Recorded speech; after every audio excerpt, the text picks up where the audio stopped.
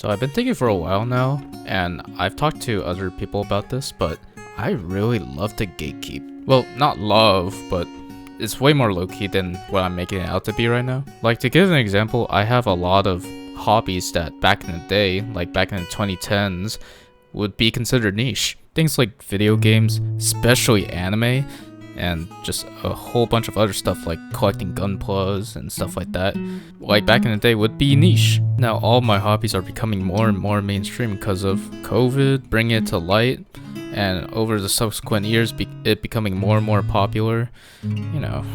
And I would be lying if I said that I like where we're headed. I don't know, it just may be the nostalgia talking for me with rose tinted glasses on like just all my hobbies in general, but I don't know. And it's not like I want to keep these things away from the newcomers that, you know, want to experience it. I really do want newcomers to experience what I really love. But then there's people that do things that diminish newcomers' experience with said thing, like putting expectations on a piece of media, spoiling, and I'ma say it again, the expectation, like Jesus, I really do hate that. I will say I am guilty of putting expectations on things too, but Jesus, do I really hate people who put expectations, even if it's like a really good piece of media. I feel like you really shouldn't do that. I don't know. I think personally, you should let these people experience these pieces of media for themselves blind or with little expectation as possible. Now you might be thinking, oh, why don't I just use a review just to see if it's worth my money or not? That's fine, that's valid. But it's until that review says, it's a life-changing game. Bro, get out that store page, wait a few years, then come back. Like, if you were to come up to me and say, oh, you should play this game, and I'd be like, oh, what's the game? And you're gonna say, oh, it's so-and-so, and I'd be like, oh, cool. And then you'd be like, it changed my life, I'm walking out. Straight up. I just hate when people put expectations on things. It pisses me off. Not really though. I'm over exaggerating, but it does bug me. And I really do think that that's like one of the reasons why I do tend to low-key gatekeep, just to not have people put just so many expectations. Example, I just thought of it right now.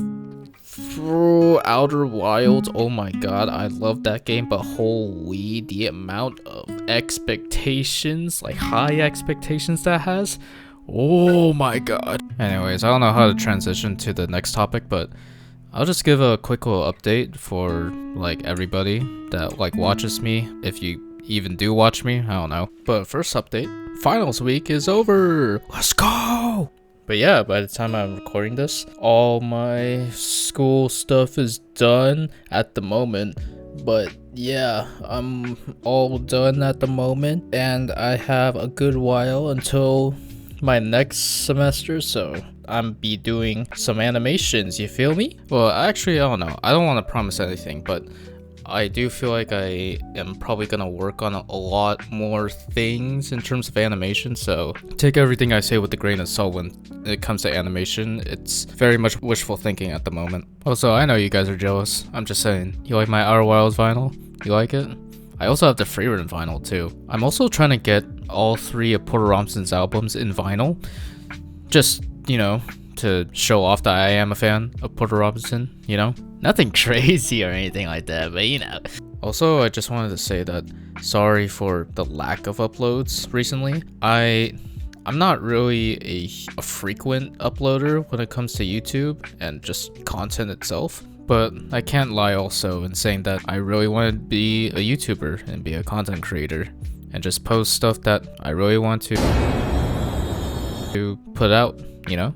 Okay, I said this about the last one, but I really don't know how to transition from this topic to this one.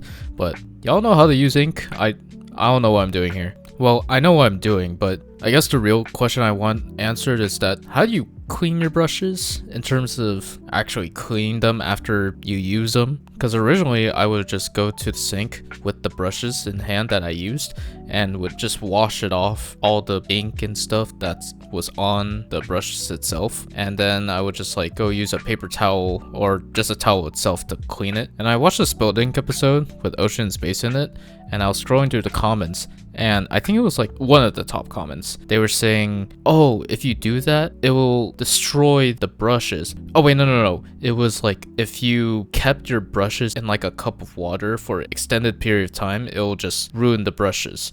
So in terms of like taking care of your brushes, what do you guys do? I really don't know. I just started using them like a few months ago, and I still feel like I haven't really learned anything. So if you got any ink advice, just leave it down in the comments or something. I would greatly appreciate it. But yeah, now we're done. Look at that. It's really good looking, huh? I don't know why I'm gassing myself up. It looks alright. But yeah, thank you for coming over here and just hanging out with me while I was doing my homework, basically. And I don't know how to end this. Bye? Bye.